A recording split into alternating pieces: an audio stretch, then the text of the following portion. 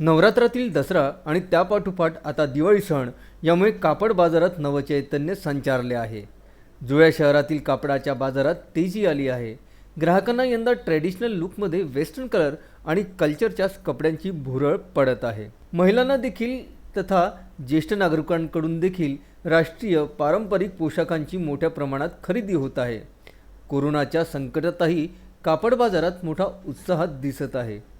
दिवाळीच्या पार्श्वभूमीवर महिलांकडून विविध रंगांच्या साड्यांना विशेष मागणी आहे. ग्रामीण भागातील महिलांकडून पैठणीला सर्वाधिक पसंती मिळत असली तरीही कंचीवरम, कंची, स्टोनवर्क, नेटवर्क, गोटापत्ती वर्क तसेच सिंथेटिक आणि ज्यूट आदी साड्यांच्या खरेदीसाठी दुकानांमध्ये गर्दी वाढू लागली आहे. सध्या दिवाळीच्या पार्श्वभूमीवर अनेक मैत्रिणींचे, बचत गटांचे आणि सोसायट्यांच्या महिलांचे ग्रुप एकत्रितपणे साड्यांची खरेदी करीत असल्याने शहरातील कापड बाजारासह विविध साड्यांचे शोरूम गर्दीने फुलले आहेत. उच्च वर्गातून महागड्या साड्यांना चांगलीच मागणी असली तरीही सणाच्या पार्श्वभूमीवर सर्व स्तरातून ग्राहकांचा ओघ वाढत असल्याने विक्रेत्यांनी कमीत कमी किमतीपासून अधिकाधिक किमतीच्या आणि वेगवेगळ्या दर्जा आणि फॅशनच्या साड्या उपलब्ध करून दिल्या आहेत. आता दिवाळीची खरेदी सुरू झाली. कापड बाजारात सध्या काठापदराच्या साड्यांसह पैठणी, सिल्क, सिंथेटिक, ज्यूटच्या पार्टीवेअर, फॅशनेबल साड्यांना मोठी मागणी आहे. दिवाळीच्या पार्श्वभूमीवर कापड विक्रेत्यांनी वेगवेगळ्या सवलती जाहीर केल्यामुळे ग्राहकांचा प्रतिसाद वाढत आहे.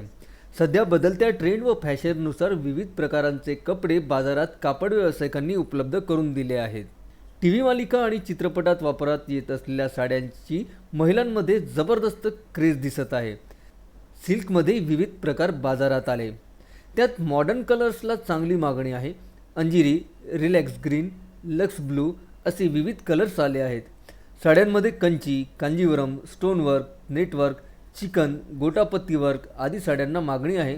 तर पुरुषांमध्ये kurta, Singham shirt, checks cotton shirt, pant असे विविध प्रकार उपलब्ध आहेत. सोबतच जॅकेट कुर्त्यासोबतच धोती कुर्त्यालाही विशेष मागणी आहे. त्यात गोल्ड व मरून कलर या ट्रॅडिशनल कलरसोबत ब्राईट कलर्सलाही तरुणांची विशेष पसंती दिसून येत आहे. मारुती पाटणकर, विदर्भ न्यूज, चुरणी.